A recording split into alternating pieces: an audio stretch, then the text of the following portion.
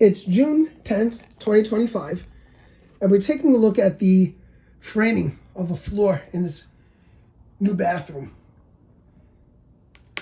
Now, this is an old house, and it was originally framed out with 2x6s, which is undersized. And to add insult to injury, the spacing on the floor joists themselves is 2 foot on center. So, with outfitting this new bathroom, we gotta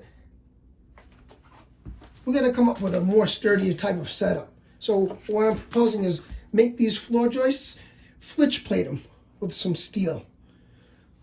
That's what this video is about. I'm going to go over some measurements.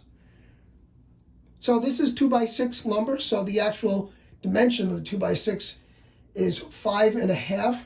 To give myself some margin, I'm gonna propose the steel be 5.25 inches by either 3/8 or a 1/2 inch, depending upon what I come up with. Now, the lengths I need, a Flitch plate, this guy right here, this floor joist. Excuse the tub, I just have it on end right here. This is 6 foot. Get a Flitch plate, made it right up against that, bolt it to that floor joist. A second 6 foot piece would go against here, 6 foot. Here again, made it up against, sister it, and bolt it to that floor joist. So that's 2 of them at 6 foot, 5.25 high. This is where it gets a little interesting. This guy right here, this floor joist. It's not so obvious, but it's rotted over here. So it's not actually sitting on a shoe here. So what I'm proposing is put a Flitch plate straight across that way. And I'll do something that made it over here with a piece of angle. But the main piece which I need is this Flitch plate here. This is going to be 31 inches long. Now, the issue is with this plumbing drain pipe coming in. So that hole is going to be 2.5 inches diameter. And the position of the hole off of the end of the steel will be 13 inches. I'm going to have a tape rule here. It's going to go like this way. It's about 13 inches. You can see here, 13 inches. And off the bottom of this floor joist right here, going up to center of the hole, will be 2 inches. So this will be 5.25 inch plate, 31 inches long. The hole itself will be 2.5 inches.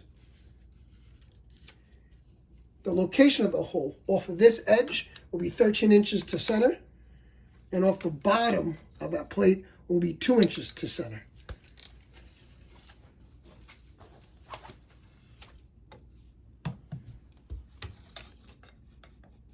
You can see where 31 leaves us, just shy of here. So I can get in here with no problem. This stuff is temporary, of course, just holding it up so I can get my dimensions. Just holding it up. Let me get out of this hole.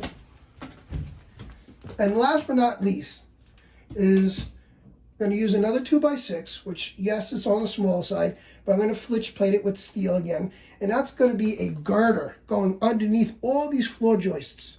It's going to run, if you can believe this, they had a boiler on this stuff. It's a miracle this stuff hasn't fallen through the floor. Anyway, the Flitch plate girder is going to run underneath the boiler, supporting a floor joist over there, a floor joist here.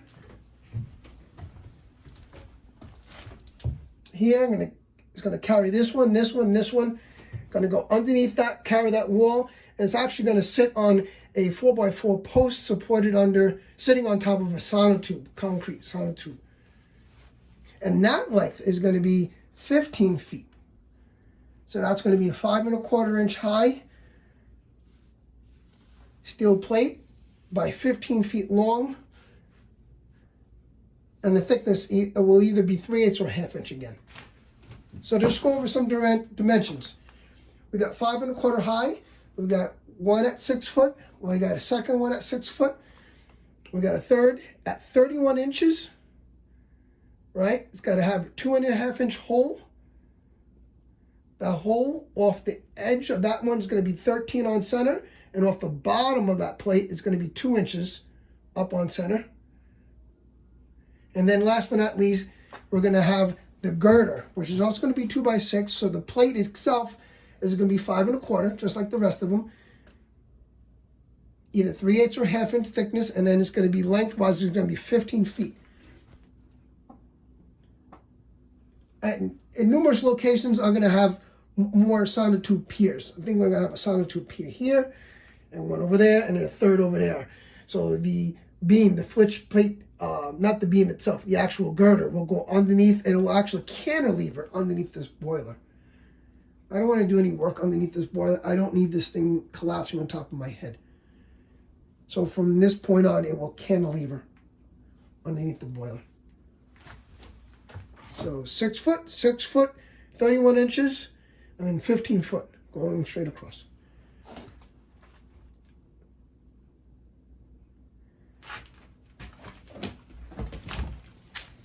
All right, signing off.